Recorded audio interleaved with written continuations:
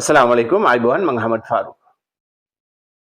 මේ වීඩියෝ එක අද කාට අයිනින්න ටොක්ක්ක්ද කිව්වොත් එහෙම ඔයාලා දන්නවා මෑතකදී ඉඳන්ම බොහෝ දුරට කතා කරනවා එක එක සමාජ මාධ්‍ය වලින් දකින්න පුළුවන් වෙනවා ඒ ඇවිල්ලා සේපාල් අමරසිංහ කොයි වගේ පුද්ගලයෙක්ද කියන්න රටේ ඉන්න කට්ටිය දන්නවා ඔහු කාලෙන් කාලෙට වගේ ඔහුගේ මතයන් සමාජගත කරන්න හදනවා වෙනත් ආකාරයකට නමුත් ඔහු විසින් කියන දේවල් සියල්ල සත්‍යද නැත්නම් අසත්‍යද ඒ පිළිබඳව අපි සොයා බැලුවා.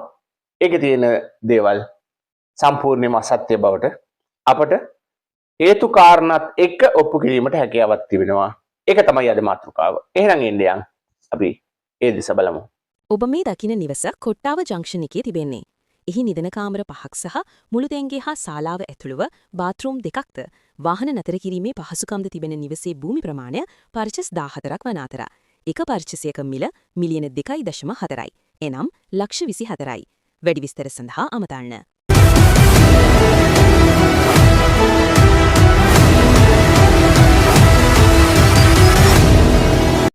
මොහු කාලයක් එක එක අය වෙනුවෙන් කතා කරනවා. කතා කරන දේවල් එහෙම ඇත්තෙන්ම අගය කළ යුතුයි. සමහර දේවල් තියෙනවා. සමහර දේවල් අපිට පිළිගන්නට බැරි දේවල් තියෙනවා. එහෙමනම් මෝ කියන දේවල් සියල්ලම මොකද මම හැම දෙයක්ම දන්නවයි කියලා මම කියන්නේ නැහැ. ඒ වගේ තමයි ඕනෑම කෙනෙකුට හැම ශිල්පයක්ම දන්නේ නැහැ. මේ නොදන්නා දේවල් අපි කළ යුත්තේ මොකද්ද?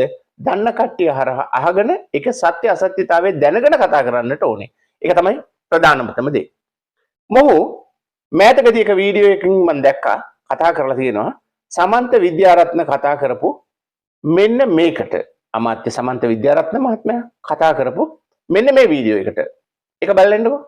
දැන් මේකට නිර්දේශ වෙලා තියෙන්නේ මේ පරිච්ඡ භූ පැලුම් ප්‍රමාණය මසු පිටපස් හොඳ පස් ප්‍රමාණයකින් පැලුම ඇතුළ සමහරව මීටර එකමාර වගේ ගිහින් තියෙනවා.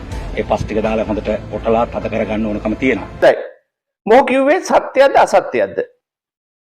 ඒ පිළිබඳව මේ සේපාල් අමරසිංහ දන්නවද? එහෙම නැත්නම් දන්නේ නැතුවද මෙයා දොඩවන්නේ? සේපාල් අමරසිංහ ඒ වෙනුවෙන් ඒකට පිළිතුරු දුන්නේ කොයි විදිහටද කියලා බලන්නකෝ. මරු කොමෙන්ට් තියෙනවා මේකට. ඒ කියන්නේ මේකට දානකොට දාපන් සුපර් ග්ලූ දාලා දාපන් කියලා තිබුණා. ඒ උමාය ඔය ඉහළට මොකක්ද දාන කියලාද? ඒ කියන්නේ ඔබණ්ඩ කියලා තුන අම්මගේ රෙද්ද කියලා. ඒ කියන්නේ සේපාල් අමරසිංහ බුද්ධිමතෙක් උගතෙක් ඒ විදිහට ඇවිල්ලා හැම දෙයක්ම Taman දන්න විදිහට වගේ මේ භූ විද්‍යාව පිළිබඳව කිසිම දෙයක් දන්නේ නැතුව ඔහු මේ ප්‍රකාශයක් කරලා තියෙන්නේ. මොහු කිව්වේ සම්පූර්ණ බොරුවක් කියන්නේ මම මේ විදිහට මම ඔප්පු කරනවා. මේ නුවර ප්‍රදේශයේ ඉන්න සිවිල් ඉංජිනේරුවරයෙක් ඒ වගේ ගණිත ගුරුවරයෙක් තමයි අමිලසි සුරවීර මහත්මයා. ඉතින් එතුමා මේක ලස්සනට පැහැදිලි කරනවා. වීඩියෝ එක ටිකක් දීර්ඝ වුණා. කෙටි වීඩියෝ වලින් අපට සත්‍ය දැනගන්න නොලැබෙන නිසා ටිකක් එක බලන්න. සම්පූර්ණයෙන්ම ඔහු පැහැදිලි කරනවා. එක බලලෙමු. රයිට්. දැන් ඔය කීප දෙනෙක් අහලා තිබුණා. අර ලංකාවේ මේ පස්වල පසේ පැල්මක් ගලා තියෙනවා. ඒ පැල්ම පස් දාලා කොටලා පුරවන්න ඕන කියලා අදහසක් ඔය ඇමති කෙනෙක් ගියපුවාම ඒ ගැන විවිධ මත දැන් ඔය සමාජ මාධ්‍ය ඔස්සේ යනවා. දැන් ඔය ළමයි ටිකක් දෙනෙක් ඇහුවා මගෙන් මොකද්ද මේ ඇත්තම කතාව කියලා. දැන් මම කටියට තේරෙන විදිහට කියන්නම්කෝ. මෙතන වෙන්නේ මෙහෙම දෙයක්. දැන් විවිධ පස් වර්ග තියෙනවා දරුවනේ. ඒ සමහර පස් වර්ග ගොඩක් ශක්තිමත්. ඒතර සමහර පස් වර්ග එහෙම නෑ දුර්වලයි හරි.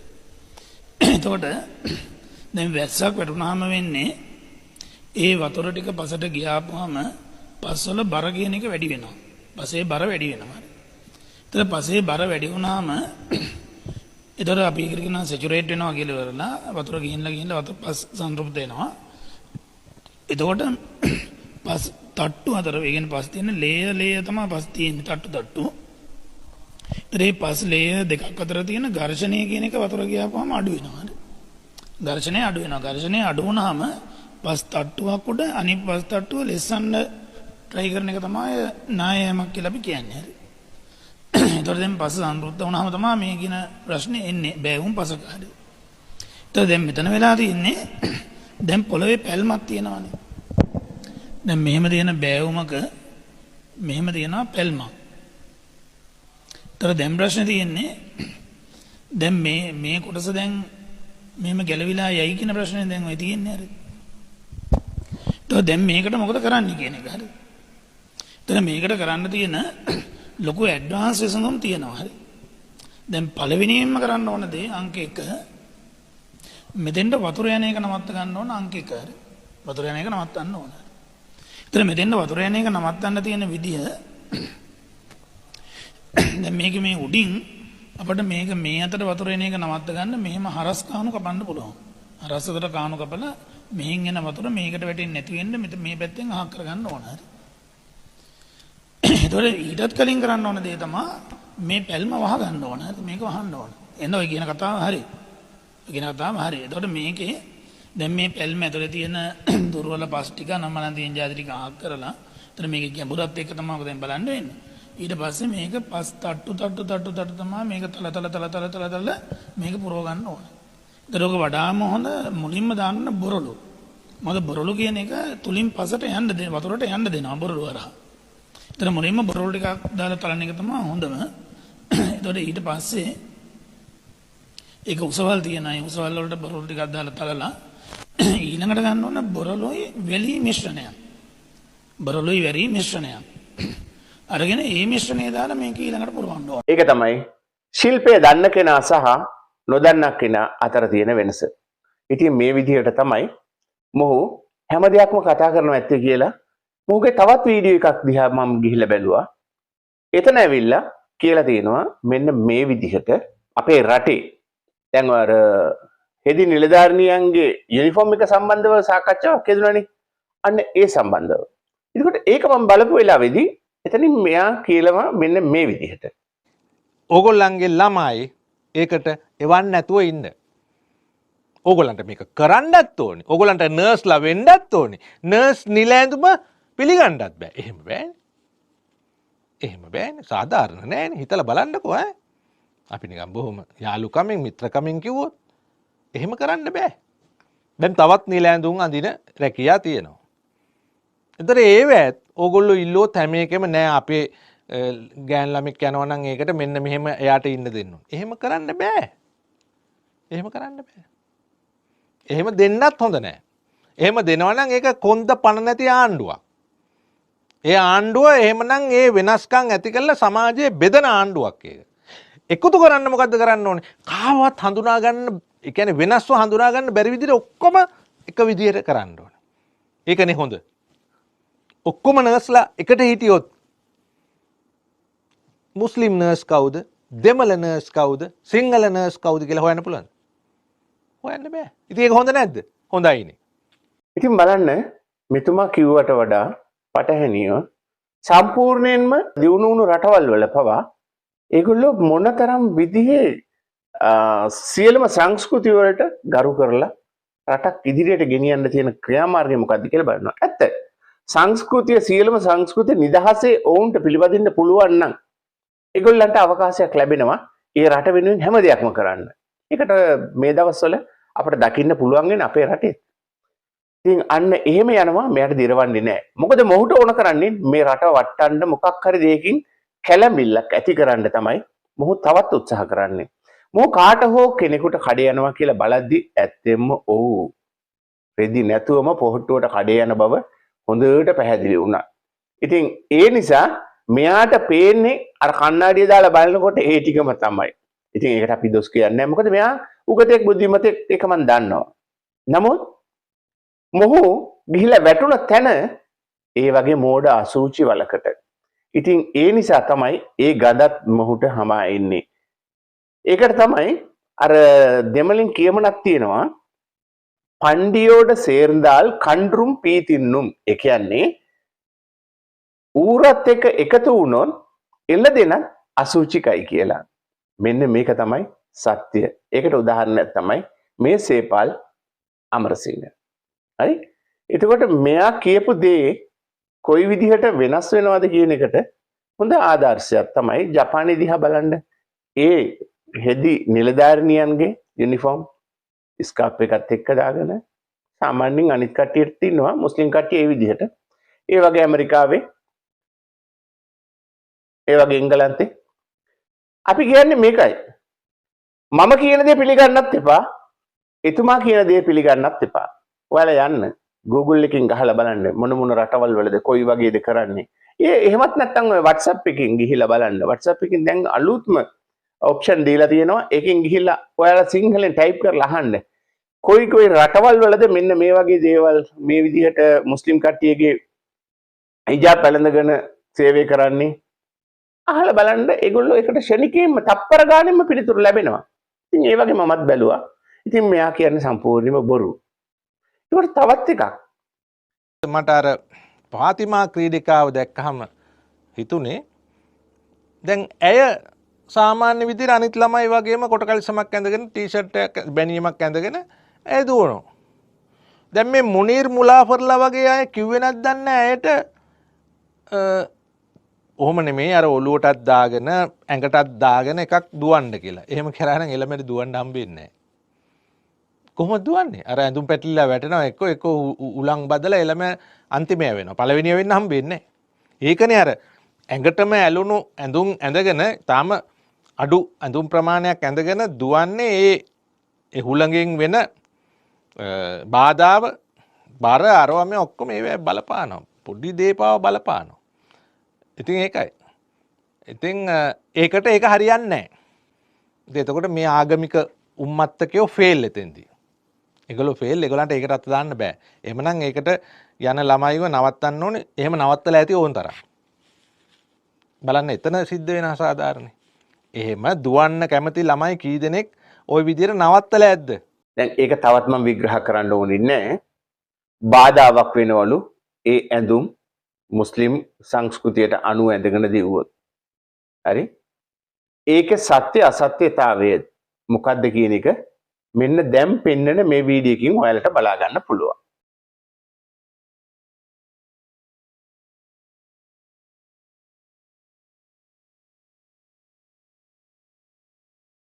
ඒ ඔබ දැක්කේ ඉරානයේ මේ වගේ තරඟයකට සහභාගී වෙලා මීටර් 400 දුවලා රටට පදකමක් හා ලෝක වාර්තාවක් තියලා තියෙනවා.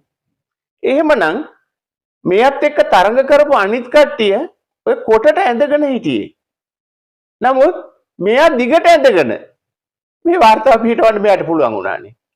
එහෙමනම් මොහු කියපු දේවල් වල කිසිම ලොජික් එකක් නැහැ. මොහු කිව්වේ කොහොමද? ඇඳුම් අඩුවට ඇඳගෙන ගියොත් තමයිලු හුලම් බදන්නේ නැත්තේ. එහෙනම් මෙයා කියන විදිහට ඇඳුම් නැතුව දිවුවනම් තවත් හුලම් බදන්න නැතුව ෆස්ට් එකටම එන්න පුළුවන් කියන මතයක් ඒ ක්‍රීඩිකාවන් ක්‍රීඩකයන් අතරට එක් වෙන්න පුළුවන් නේද? එහෙනම් මොහොම මෝඩයෙක්ද බුද්ධිමතෙක්ද? මන් දන්නේ නැහැ. මොකද ඔහු දෙයක් කියනවා නම් සමාජගත කරනවා නම් ඒක සත්‍ය අසත්‍යතාවයේ සොයා බලා ඒ පිළිබඳව නිවැරදි විදිහට ජනතාගත කරන්න ඕනේ. නමුත් මෙතන කරන්නේ මෙයා මොකද්ද?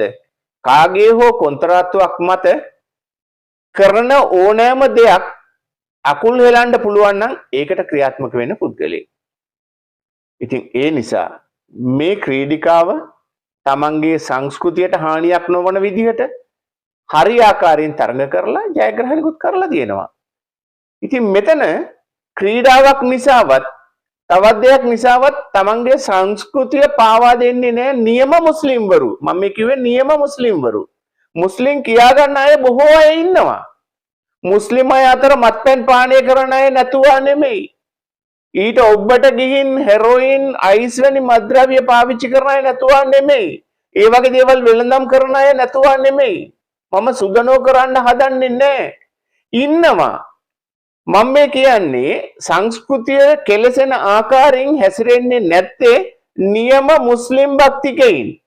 අන්න ඒකයි මම මෙතන කිව්වේ. ඒ නිසා තමයි සමහර අය මේ විදිහට ක්‍රීඩාවට යෙදෙනවා නම් අර විදිහ ආරක්ෂා කර යන්න කියනවා. ඉස්ලාම් සංස්කෘතිය කියලා තියෙනවා කේශය එහෙම පෙන්වන්න එපා කියලා. ඒක හොඳම නිදසුනක් තමයි භික්ෂුන් වහන්සේ නම ඒ වගේ මෑණින් වහන්සේලා කොණ්ඩේ බූගාන්නේ මොකද? තමන්ගේ ලස්සන අන් අයට නොදකින්න ඕනකම නිසා නේද? ඒ පිළිබඳව ඔබතුමා දන්නේ නැද්ද? දන්නවා. ඒ කියන්නේ කෙනෙකුට යම් කිසි හැඟීමක් පහළ වෙනවා නම් කෙනෙකු දිහා බලලා උන්ගේ කොණ්ඩෙන් තමයි ඒක හැඩරුව හුඟක් ලස්සන කරලා පෙන්වන්නේ කොණ්ඩේ. ඒ නිසා ඉස්ලාම් දහමෙන් කියලා තියෙනවා කොණ්ඩේ අරන් උඩ තියලා මෙහෙම බඳින්නත් එපා කියලා තියෙනවා. හරි?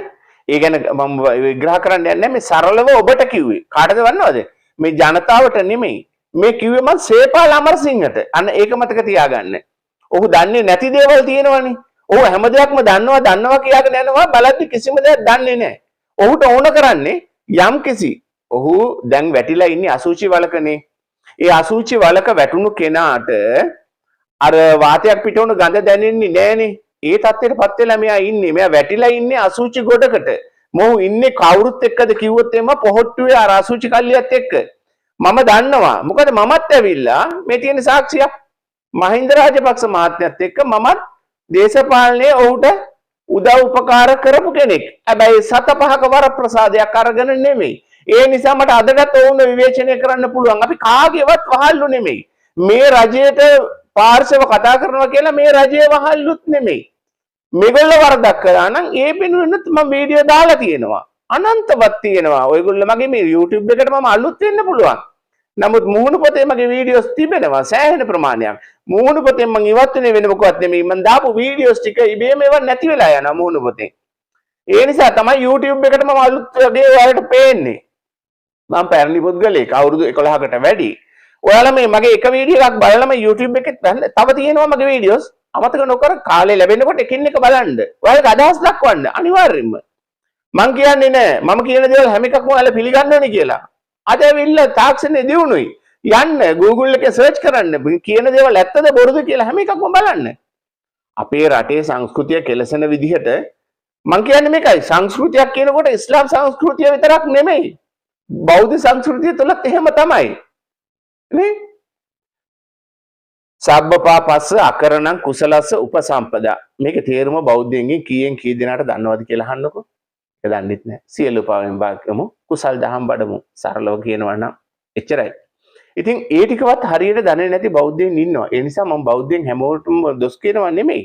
මේ වගේ තමයි මහත්තයෝ. අපි හැම ඒගොල්ලන් දන්න කෙනෙකුට අපි හොඳ දේවල් කියන්න ඕනේ. දැන් මේ දවස්වල ප්‍රසිද්ධ වෙලා ඉන්නවනේ අපේ කත්නෝරු ස්වාමීන් වහන්සේ. හේතුව මොකද? උන්වහන්සේ දෙන දේශනාවන් සියල්ල සරලව වදිනවා. මං හිතන්නේ මේ බෞද්ධ ජනතාවට වඩා මුස්ලිම් අය දැන් ප්‍රිය කරලා අහනවා මං ඇතුළුව. හේතුව මොකද? වදින්න ඕන තැනට වදින විදිහට කියනවා. ඒකයි වෙන්න ඕනේ. අචින්තිතම්පි භවති චින්තිතම්පි විනස්සති. මේ ලෝකේ කවදාවත් හිතන දේ වෙන්නේ නැහැ. වෙන දේ හිතා ගන්නත් බෑ. ලස්සන වදනක් ඒක. හිතන දේ වෙන්නේ නැහැ. වෙන දේ හිතා ගන්නත් බෑ. නේ? මොනතරම් දුරටද? මේක කිව්වා. කලින් ඉඳන් කිව්වා කට්ටිය. නමුත් අපිට වැදුන්නේ නැහැ. පරණ සින්දුවකත් කිව්වා. සිතු දේ නොම වෙයි නොසිතු දෙයක් වෙයි. ලෝදම් කැරකෙනවා. ඒ ටික තමයි ඒ ගීතේ ඒ දවස්වල අපි කටපාඩමට ගත්තා. උන්වහන්සේ කියපු ගමන් අන්න මොලේට වැදුනා. අන්න එහෙම වදින්න දෙන්න. ඔයා යම් කිසි කෙනෙකුට හොඳ දෙයක් දෙන්න හිතුවොත් ඒක සමාජගත කරන්න. අපි කොච්චර කාල ජීවත් වෙනවද කියන එක නෙමෙයි ජීවත් වුණු කාලේදී සමාජයට අපි දුන්නේ මොනවද කියන එක බලලා හිතන්න ඕනේ. ඒ නිසා ඒ විදිහට හොඳ දේවල් අපි දෙමු. මේ channel එක තුල හොඳ දේවල් දෙනවයි කියලා ඔයාලා හිතනවා නම් මතක තියාගන්න මේක subscribe කරන්න. නැත්නම් අපේ වීඩියෝස් වලට අතපහුව වෙන්න පුළුවන්. subscribe කරලා share කරන්න අනිත් අයත් බලා ගන්න. ඔයාලගේ අදහස් තියෙනවා නම් විවෘතව අදහස් මේකේ කොටාගෙන යන්න. like එකක් දෙන්න අමතක කරන්න එපා. තව හුඟක් කට්ටිය ඉන්නවා. මේ වගේ වීඩියෝස් කරන කට්ටිය. හොඳ වීඩියෝස් කරන කට්ටියගේ channel subscribe කරලා ඔවුන්ට උදව් උපකාර කරන්න. ඔවුන්ගේ වීඩියෝ වල නරඹන්න. මේකෙන් වෙන්නේ සමාජයට හොඳ දේවල් දෙනේවා. ඒ වගේම වැරදි දේවල්, වැරදි අදහස්, ජාතිවාදී හැඟීම් වපුරන channel තියෙනවා නම් ඒ වයින් ඔයාලා මිදෙන්න. ඒ වගේ පණිවිඩයක් දෙමින් සෑමදාසේ යහදින් සිතමු ඉන්ෂාල්ලා යහපතක්ම වේවි කියා මානිය හදවනවා. මා අහමඩ් ෆාරූක්. අස්සලාමු අලයිකුම්. අයිබෝවන්.